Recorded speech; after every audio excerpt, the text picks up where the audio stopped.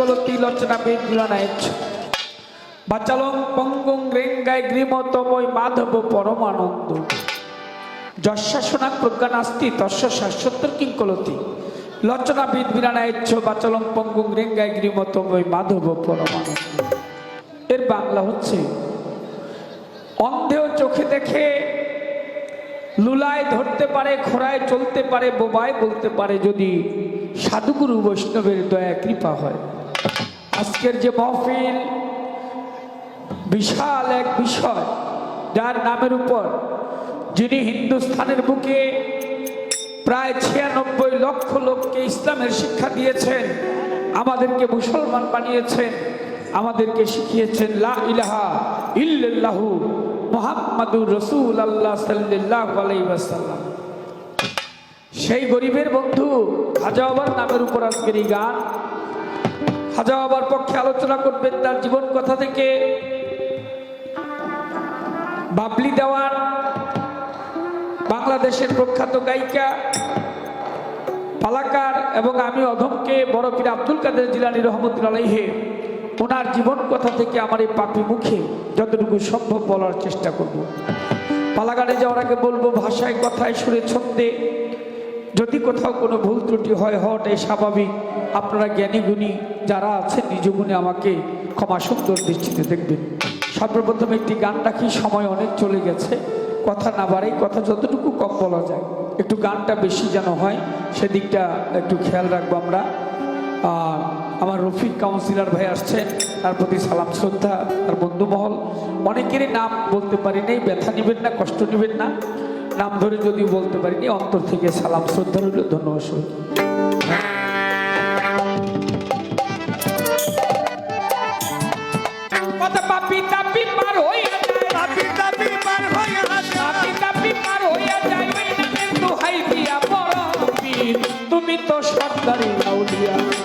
তুমি তো সরকারি আউলিয়া, তুমি তো সরকারি আউলিয়া,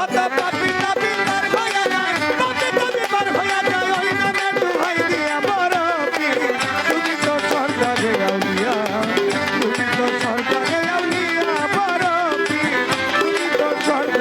আউলিয়া। একজন সাধক বলেছে, আদমে দেশক জাগে মহাব্বতের বাজারে, বেয়াদবি করা যাবে না কোনো ওলি আল্লাহর দরবারে। আপনি আদব রক্ষা করতে না পারেন, কিন্তু আপনার দ্বারা যেন কোনো বেয়াদবি না হয়। এখানে এমনও লোক থাকতে পারে যে লোকের চরণ ধুলা পেলে আপনার জীবন সার্থক হয়ে যাবে। আপনি হয়তো তাকে চেনেন না, আপনি কোনোদিন তাকে দেখেন নাই। ইব্রাহিম আলাইহিস সালাম তিনি দাওয়াত করলেন সমস্ত মানুষকে, সবাই আমার বাড়িতে দাওয়াত খাওয়ার জন্য আসবা। ইব্রাহিম আলাইহিস সালাম ভাবলেন যে আমি আল্লাহকে কেন দাওয়াত দিই না। তিনি আল্লাহকেও দাওয়াত দিলেন যে আল্লাহ তুমি আমার বাড়িতে দাওয়াত খাইতে আসবে।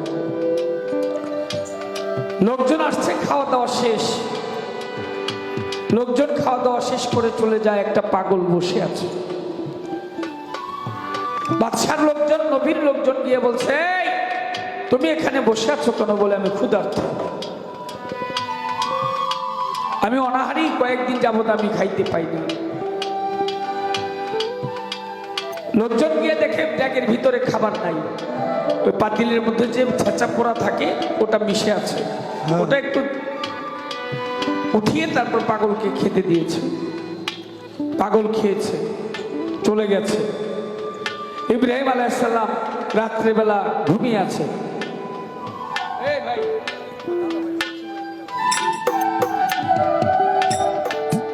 যদি ভালো না লাগে একটু কষ্ট করতে হবে, একটা রাত্রেই তো চলে যাব, কতক্ষণ পরে একটু কষ্ট করে, এই সুযোগ আর নাও পাইতে পারে। আমার সুযোগ না হইতে পারে। ইব্রাহিম আলাইহিস সালাম আল্লাহকে বলছে, আল্লাহ তোমাকে দাওয়াত দিলাম, কত লোক আসলো, তুমি তো আসো নাই। আল্লাহ পাক বলছে, ইব্রাহিম আমি গিয়েছিলাম, তুমি খাবার দিতে পারো নাই, পাতিলের মধ্যে যে ছেঁচা পোড়া ছিল ওটা শেষে তোমার লোকজন আমাকে এনে দিয়েছে, তুমি আমাকে দেখো নাই। ইব্রাহিম আলাইহিস সালামের ধ্যান ভাঙলো, বলে কি আল্লাহ আসছিল? আল্লাহ বলে হ্যাঁ আসছিলাম, যেখানে আমি বসছিলাম সেখানে একটা ডালিম গাছ হয়েছে, গিয়ে দেখতে। তো কখন যে কে আপনার কাছে আসবে আপনি নিজেও জানেন না, বলতে পারবেন না। হয়তো বিফলই তাকে হারিয়ে ফেলবে। খাজা বাবা মঈনুদ্দিন চিশতি কোথায়? আজমির শরীফে তিনি ঘুমিয়ে আছেন। আবার এরকম হইতে পারে এই মঞ্চে চলে আসছে, যদি কোনো আশিক ভক্ত পাগল তাকে ডাকতে পারে। যারা আজমির শরীফ গিয়েছেন তারা জেনে থাকবেন বা তার জীবনী পড়ে দেখবেন তিনি চোখের পলকে কোত্থেকে কোথায় চলে গেছে। একটু ওই কথাটি মনে ধারণ করতে হবে।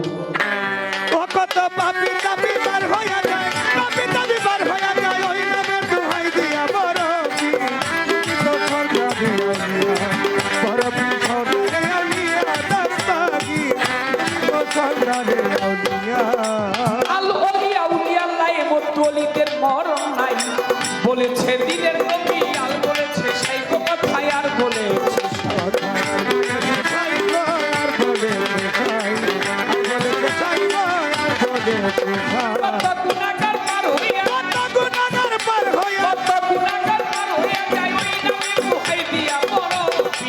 তুমি তো সর্দারি আউলিয়া, তুমি তো সর্দারি আউলিয়া, তুমি তো সর্দারি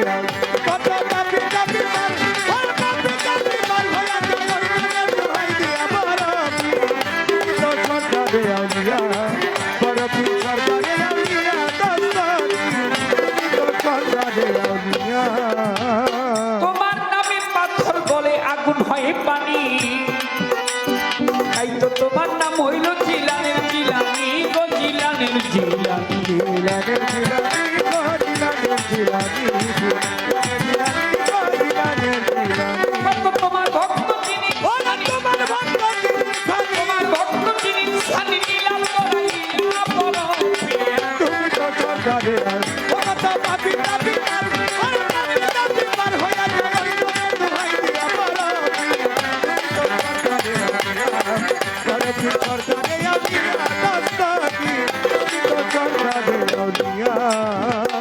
নবীর পরে হইলে নবী, তুমি হইতা নবী, নবীর পরে হইলে নবী, তুমি হইতা নবী, বেলায়েতের বাদশা তুমি, মারুফতের খুবই গো, মারুফতের বড়বীর, মারুফতের খুবই গো, মারুফতের খুবই, মারুফতের খুবই গো, মারুফতের খুবই। আচল দেওয়াল তোমায় ভাবি,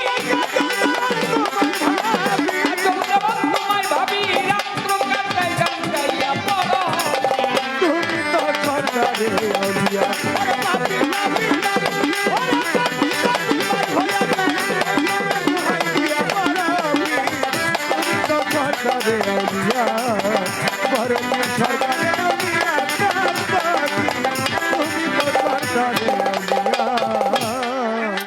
মহাজনী গানের ছন্দ বন্ধ রাখতে চাই।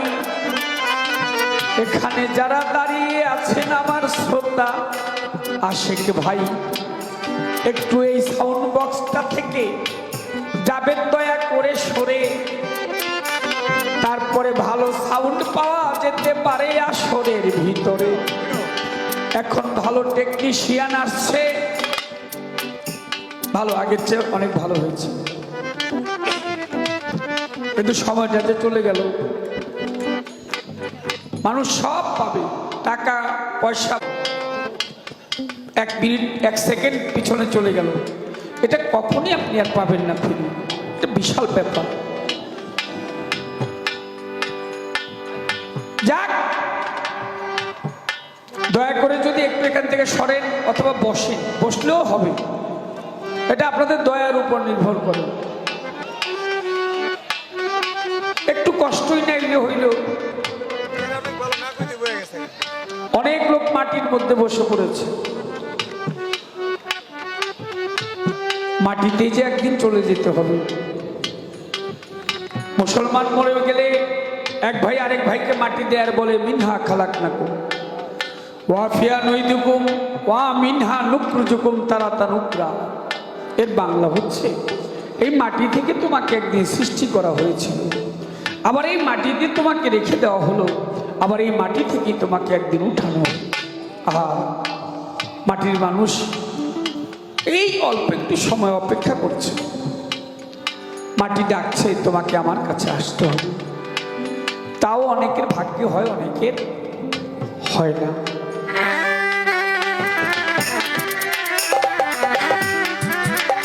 মাটির মতো নাই রে খাটি এই জগতে আর কিছু, তাই তো মাটি সবাইকে ধারণ করে, জানে নাই উঁচু নিচু। যাক জাগার বেশি বলে কোনো কার্য নাই, প্রথমবারে প্রশ্ন করি আমি জবাব যেন পাই। খাজা বাবার জীবনী, খাজা বাবার জীবনী শুনে নিবেন জন্মজ্ঞানী, খাজা বাবার জীবনী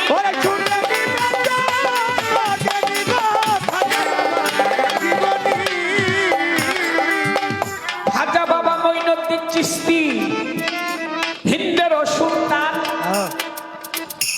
দুনিয়ায় আসার আগে আউলিয়া হয় কয়টা জল দেওয়া, মাতৃগর্ভ থেকে খাজা বাবা আল্লাহর জিকির করে, জিকির করতে করতে আসলেন জগতের ভিতরে। আহা, বাড়িতে কোনো পুরুষ নাই, দেখে এলাকার লোকজন, তবুও ঘর হইতে জিকির করে, বুঝলাম না কেমন। খাজা বাবা মঈনুদ্দিন চিশতি মায়ের গর্ভে জিকির করে, লা ইলাহা ইল্লাল্লাহ হাসবি রাব্বি জাল্লাল্লাহ মাফি কলবি গায়রুল্লাহ কে নূর মুহাম্মদ সাল্লাল্লাহু লা ইলাহা ইল্লাল্লাহ লা ইলাহা। আশেপাশের লোকজন বলে বাড়িতে কোনো লোক নাই, ওই শব্দ আসে থেকে পুরুষ লোকের কণ্ঠ শোনা যায়। আমার খাজা বাবার মায়ের কাছে যখন গেলেন তখন মা বলে, আমার গর্ভে যে সন্তান সেই সন্তান জিকির করতেছে। সুবহানাল্লাহ। ডাইন পাশে মায়েরা বসা, আপনার মা আপনাকে পেটে নিয়ে যদি কোরআন শরীফ পড়ে, নামাজ পড়ে, মিথ্যা কথা না বলে, সৎ পথে চলে, পরের কোনো কিছু হারাম জিনিস মুখে না দেয়, সন্তানও ওই রকম সঠিক সন্তান হবে। মা সন্তানকে পেটে নিয়ে মিথ্যা কথা বলবে, হারাম খাবার খাবে, মানুষের সাথে খারাপ ব্যবহার করবে, সন্তান দুনিয়ায় এসে ওই রকমই হবে। তিনি হিন্দের সুলতান বড় পীর আব্দুল কাদের জিলানীও তাই, মায়ের গর্ভে থেকে 1800 পারা কোরআন মুখস্থ করে দুনিয়াতে আসছে। সুবহানাল্লাহ। মায়েদের উদ্দেশ্যে বলবো, যখন সন্তান আসে করবে তখন অবশ্যই আল্লাহর জিকির করতে হবে। আপনি যদি নেক সন্তানের আশা করেন তাহলে ওই সন্তানকে আল্লাহর ধ্বনি, রসুলের ধ্বনি, কোরআনের বাণী, হাদিসের বাণী, পবিত্র কথাগুলি তাকে শুনাইতে হবে। সে দুনিয়ায় এসে দেখবে পবিত্র কথা বলতেছে, যা শিখাবেন সে তাই শিখবে, দুনিয়ায় এসে ওই রকমই করবে। যাই হোক, প্রশ্নটা হলো আমার, আপনি একটু বলবেন বিপক্ষের বয়াতিটা পাইছি আজকে ভালো, আসরে বসে কথা বললে গান গাওয়া হবে না ভাই, জেনে রাখা। আমার কথা ধরো, আমি বারবার বললে আপনারা বিরক্ত হবেন, যে লোকটা বারবার আমাকে কয়, আর আমিও বিরক্ত হব।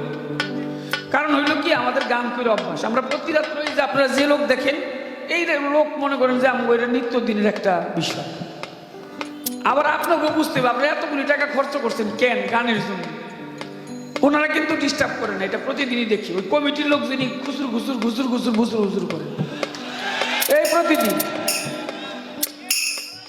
হাজার হাজার লক্ষ লক্ষ মানুষ দেখি, বিশ্বাস করেন। এই যারা এই মঞ্চে বসবে এরা একটু এইরকম করবে, এইটা করবে, একজন গুতা মারবো, খোঁচা মারে, ভালো না লাগে। আপনারা তো কষ্ট করে গান দিচ্ছেন, পয়সাটা আপনাদের, আমরা তো টাকা পয়সা নিয়ে যাবো মনে, সকালে বাইক দিচ্ছে, নিয়ে দিচ্ছেন, সব পয়সা লাগছে, তো কেন দিচ্ছেন এইটাই যদি হাসিল করতে না পারেন, কষ্ট নিয়েন না। তাইলে তো আর সকালবেলা কেবেন ধর বয়াতি কি কইছে, কিছুই বুঝি নাই, কিছুই কইলো না, কি কইলো না কইলো না, আপনি তো শুনেন নাই, সমস্যা তো এই জায়গায়। আর আপনারা তো আমার নিজেদের লোক। আমার বাবা এমন একটা জায়গা নেই, কোনাবাড়ির এলাকায় গান করে নেই। ছোটবেলা বাবার হাত ধরে আমি বহুবার আসছি, আমার ভাইরা আসছে এখানে, বাবার ভক্তরা আসছে। এমন একটা জায়গা নেই এই কোনাবাড়ি বাগিয়া, এই আমবাগ, কাশিমপুর, এমন একটা বাড়ি নেই যে সেই বাড়িতে সে যায়নি। আপনাকে মুরব্বী যারা তারা জানে। আইসা তো মনটা খুব ভালো ছিল, কিন্তু মাইকটা দিছে। দেখ ভাই এখন ভালো, এটার বইলা লাভ নাই, এটা ভাগ্যের বিষয়। তারপরে রাত্রটা যেন ভালো যায়। ভালোটা যায় কিভাবে জানেন? ভালোটা যায় ওখানে, আপনি যদি ভাবেন যে পৃথিবীতে আমি একদিন ছিলাম না, আবার একদিন থাকবো না, 2 দিনের দুনিয়া। বিচার গানটা শোনা হয় এর জন্য, মরণ কথা স্মরণ রেখো, আরো বেশি বাঁচবে দেখো। এই ভাবনা চিন্তার মধ্যে থাকতে হবে। আমি এক ভাইরে দাপি দিচ্ছি, কারণ তার নাচটা আমার কাছে ভালো লাগেনি। আমি কিন্তু উচিত কথার মানুষ, আল্লাহ মাফ করুক, আমি কাউরে ভয় পাইনি আল্লাহ ছাড়া, কোথাও পাইনি, কোনোদিন বাইচা থাকার আগ পর্যন্ত এইভাবে চলবে। আমার কাছে যেটা দৃষ্টিকোণ লাগবে সেটা আমি বলুন। হয়তো এই এলাকায় আমার এই কমিটি বায়না করবো না, তাইতে আমার কি হয়, আমার ডেইলি 10-15টা করে বায়না আসে, 1 টাকায় আর 14টা বাদন লাগে। কিন্তু আমি উচিত কথায় কাউরে ছাড় দিই না, এটা আমার নিয়ম। মনে কিছু নিয়েন না, কারণ আমি যারা নেতা মেতা দিই, নেতা এরকম বহু পরিচয় আছে। আর নেতা অনিচ্ছা নেই, নেতা হইলে বাংলাদেশের ভালো নেতা হইতাম। এ নিয়ে খারাইলেও আমার ভোট দিব নাকি, আমি তো রমু না। তারপরও সম্মান জানাই, সালাম জানাই কাছের যত ভাই। আমার নেতা হওয়ার কোনো সাথ নাই, গায়ক তেমন ভালো না, ছোটখাটো মোটামুটি। শোনেন, প্রশ্ন থাকবে আপনার কাছে, করিবেন পূরণ। হযরত খাজা মঈনুদ্দিন চিশতি রাহমাতুল্লাহি আলাইহি তার কথা জিজ্ঞাসি এখন। মায়ের গর্ভে থেকে জিকির করে, খাজা বাবা জিকির করে মায়ের গর্ভে থেকে, আর মায়ের একটা নাম হয়ে গেল। ঘরে আধার ছিল, ঘরটা একটু বাতি জ্বালবে, তেল ছিল না, অন্ধকার ঘরটা হঠাৎ করে আলো হয়ে গেল। জিকির করলেন মা, ঘরটা আলো হয়ে গেল, মায়ের হয়ে গেল একটা নাম। আমি জানতে চাই আপনার কাছে, মায়ের কি নাম হয়েছিল, সেই নামের অর্থ কি, কারণটা কি প্রশ্ন হয়ে গেল। আরো একটি আছে, ছোট্ট করে আরেকটি কথাই আমি জিজ্ঞাসা করি আপনার কাছে, ছোট্ট আরেকটি প্রশ্ন। যে এলাকায় খাজা মঈনুদ্দিন চিশতি রাহমাতুল্লাহি আলাইহি তিনি জন্মগ্রহণ করলেন, তো আল্লাহ হইলেন, প্রকাশ পেলেন, সে এলাকায় না থেকে তিনি চলে আসলেন খোরাসান চিস্তানে। বাবা একটু আস্তে, ডাইন পাশে কথা হয় বাবারা, বাবা একটু আস্তে আস্তে বললেন, আমাদের কান পর্যন্ত যেন না আসে।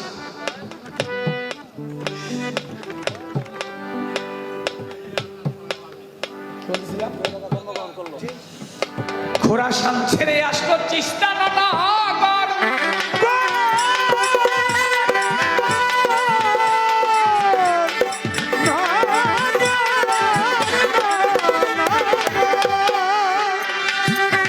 প্রশ্ন থাকবে আপনার কাছে, বলিবেন উত্তর। চিস্তান ছেড়ে খোরাসানে খাজা ছিল, কেন চিস্তান ছেড়ে আসলো, এই কথাটাই জিজ্ঞাসা রইল। যে এলাকায় তিনি আবির্ভাব হইলেন, আসলেন, সে এলাকায় না থেকে তিনি কেন অন্য এলাকায় চলে আসলেন, ওই এলাকায় না থাকার কারণটা ছিল কি? ছোট্ট করে 2টি কথা পরবর্তী আসন থেকে সামনে বেরিয়ে আলোচনা করার চেষ্টা করব, কারণ গোড়াটা, ফাউন্ডেশনটাকে তৈরি করি, উপরে যেতে সহজ হবে। গোড়া যদি মজবুত না হয়, উপরে গেলে হয়তো ভেঙেও যেতে পারে।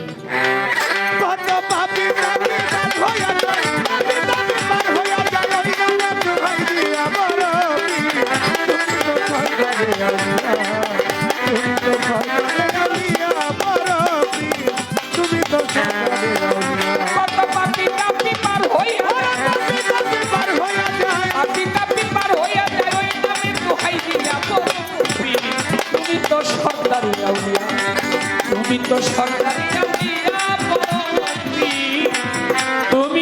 সরকারি আউলিয়া।